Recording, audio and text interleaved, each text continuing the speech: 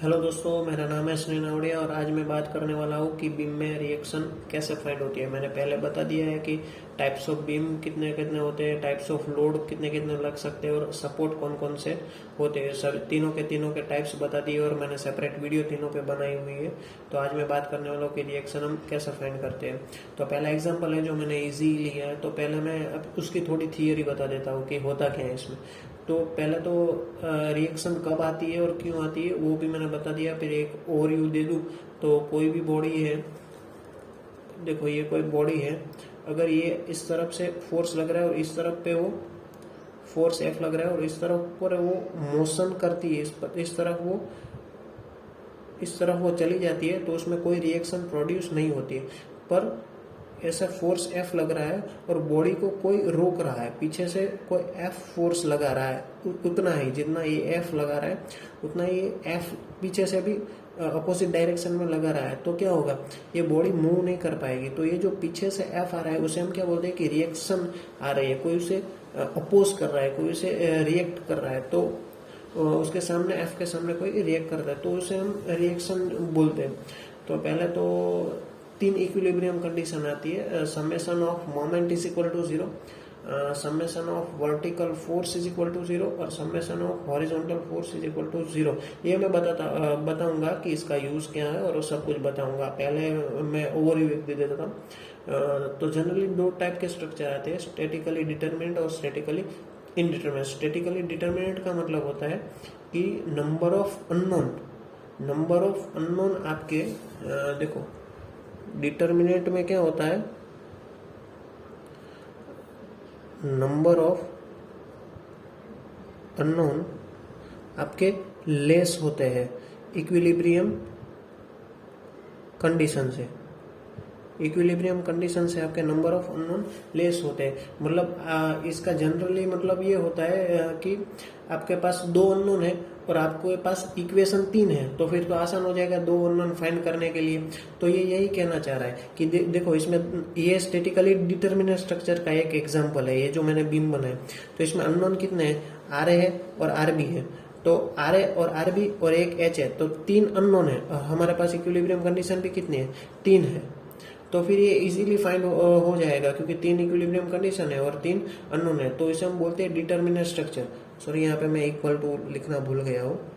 देखो ये तो इसको स्टैटिकली डिटरमिनेंट। अब स्टैटिकली इनडिटरमिनेंट में उसका अपोजिट होता है। इनडिटरमिनेंट में क्या होता है कि नंबर ऑफ अननोन है वो आपके इक्विलिब्रियम कंडीशन से बढ़ जाते हैं। देखो कि यहाँ पर तीन अननोन है, अगर इसी तरह कंटिन्यूस बीम हो गया तो कंटिन्यूस बीम में तो तीन से ज्यादा रिएक्शन आएगी क्योंकि उसमें तो स्पान टू होते हैं। तो तीन तो मिनिमम सपोर्ट हो गए, तो उसके कारण जो नंबर ऑफ अननोन आने वाले हैं वो भी ज्यादा आएंगे।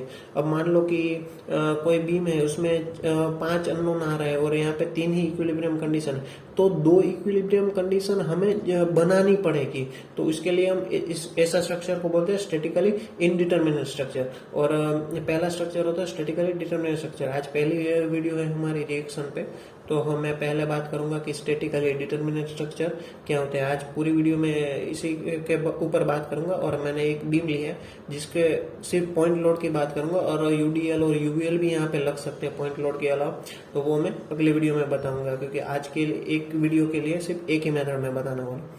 तो चलो फिर फाइंड करते हैं इसके कारण। देखो ये पॉइंट लोड है जो मिडल में एक्ट कर रहा है, L/2 distance from left and right support, 10 kilometre का लोड है। इसके कारण जो हमारे अननोन है जो रिएक्शन देगा वो हिंज सपोर्ट है, इसलिए उसके दो रिएक्शन आएंगे, एक तो वर्टिकल रिएक्शन आ रहा है और हॉरिजॉन्टल रिएक्शन एच है। ए डिनोट करता है, ये ए पॉइंट है और ये बी पॉइंट, ये सी पॉइंट पे लोड लग रहा है और यहाँ पे हमारा रोलर सपोर्ट है। तो एक ही रिएक्शन देगा, वर्टिकल रिएक्शन, जिसका है आरबी।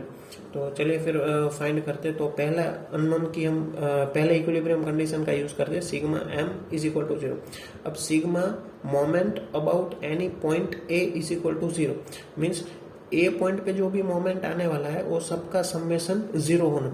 अब यहाँ पे साइन कन्वेंशन की मैं बात करता हूँ कि साइन कन्वेंशन आप कुछ भी ले सकते हो। आपने एंटी क्लॉकवाइज को प्लस ले लिया, क्लॉकवाइज को माइनस ले लिया, क्लॉकवाइज को प्लस ले लिया, एंटी क्लॉकवाइज को माइनस लिया, वो आपके ऊपर होता है। और जनरली मैं तो ये करता हूँ कि आप साइन ही बना दो कि किस तरह से मोमेंट आने वाली है। तो मोमेंट क्या होता है, फोर्स इंटू परपेंडिकुलर डिस्टेंस।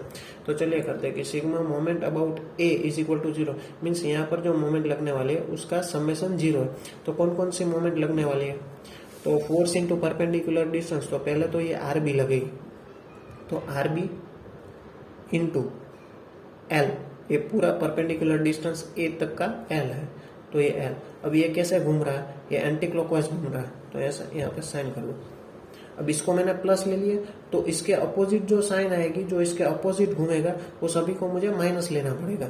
अभी देखो ये लोड है 10 किलो न्यूटन, तो अभी मैं साइन नहीं रखता हूँ ताकि आपको समझ में आए कि 10 इंटू ये ए पॉइंट से यहाँ पर भी ये 10 किलो न्यूटन भी यहाँ ए पॉइंट पे मोमेंट लगा है, तो 10 इंटू एल बाई टू, तो 10 इंटू एल बाई टू। अब ये कैसे लग रहा है, ये क्लॉकवाइज लग रहा है। देखो मैंने एंटी क्लॉकवाइज को माइनस लिया, एंटी क्लॉकवाइज को मैंने प्लस लिया, तो मैं यहाँ पे प्लस करूंगा। तो एंटी क्लॉकवाइज को प्लस लिया, तो ये क्लॉकवाइज क्या हो जाएगा, माइनस, इज इक्वल टू 0, क्योंकि summation of moment is equal to 0। ये आर एम मोमेंट नहीं लगाएगा, क्योंकि वो तो यहाँ एक्सिस पे ही है, और एच ए भी सेम ही है, यहाँ पर ए पॉइंट की एक्सिस पे ही लग रहा है।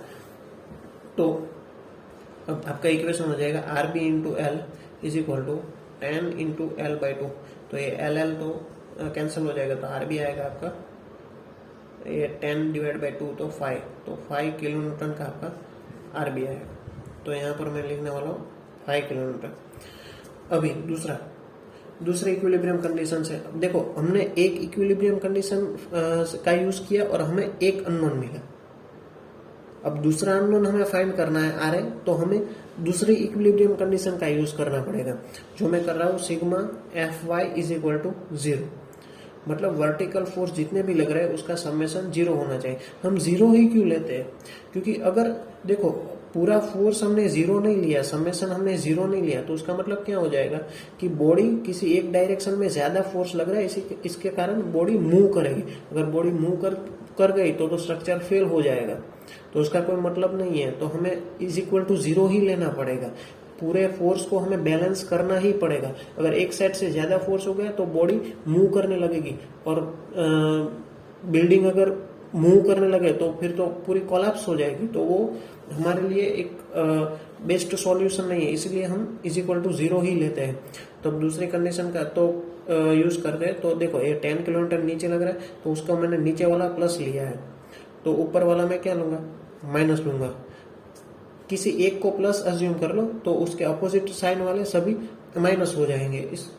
इसके ऊपर है, आपको जो भी लेना है वो आप ले सकते हो, इज इक्वल टू 0। अब देखो यहाँ पे ना मैंने एच ए को कंसिडर नहीं किया, क्योंकि वो एक्स में आएगा, क्योंकि वो हॉरिजॉन्टल है। सिर्फ वर्टिकल फोर्स का समेशन ही 0, तो इसके कारण यहाँ पे बनेगा 10 is equal to R A plus R B, और आपका आर बी है 5 किलो न्यूटन, जहाँ हमने ऊपर से फाइंड किया, तो आपका आर ए आ जाएगा 5 किलो न्यूटन। 10 में से 5 माइनस, तो आर ए भी आपका आ गया 5 किलो न्यूटन।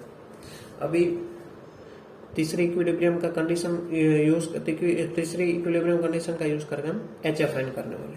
तो तीसरी इक्विलिब्रियम कंडीशन है आपकी sigma F X is equal to 0, summation of all horizontal force is equal to 0। तो हॉरिजॉन्टल फोर्स कौन सा लग रहा है, सिर्फ एच ए ही लिख रहा है, और तो कोई नहीं है। तो H A is equal to 0, तो एच ए की वैल्यू क्या आएगी, 0 आएगी। और यहाँ से मैं देख के भी बता सकता हूँ कि देखो सिर्फ बीम ऐसा ही बता सकता हूँ कि बीम 10 किलो न्यूटन से नीचे लोड लग रहा है, तो रिएक्शन अपवर्ड ही आने वाली है। वो कोई लेटरली मूव नहीं करेगा, ना तो एक्स की डायरेक्शन में कोई मूव नहीं करेगा, क्योंकि वहां पर फोर्स ही नहीं लग रहा है। तो इसके कारण डायरेक्टली मैं यहाँ पे लिख सकता हूँ 0। तो और यहाँ पे मैंने इक्विलिब्रियम कंडीशन से भी मैथमेटिकली भी प्रूव कर दिया है। तो ये हो गया आपका फर्स्ट वीडियो जिसमें मैंने बताया कि पॉइंट लोड से कैसे हम रिएक्शन फाइंड करते हैं। अगला वीडियो में मैं आपको बताऊंगा कि यूडीएल और यूएल हो तो हम क्या करेंगे, या फिर एसेंट्रिक लोड हो तो हम क्या करेंगे। तो ये अलग अलग चीज़ें आने वाली है, तो देखते रहिए मेरे चैनल में आपको सब कुछ रिएक्शन कैसे फाइंड होता है और आगे की मैं वीडियो भी मैं लाने वाला हूँ, तो आपको सब समझ में आता रहेगा। Thank you.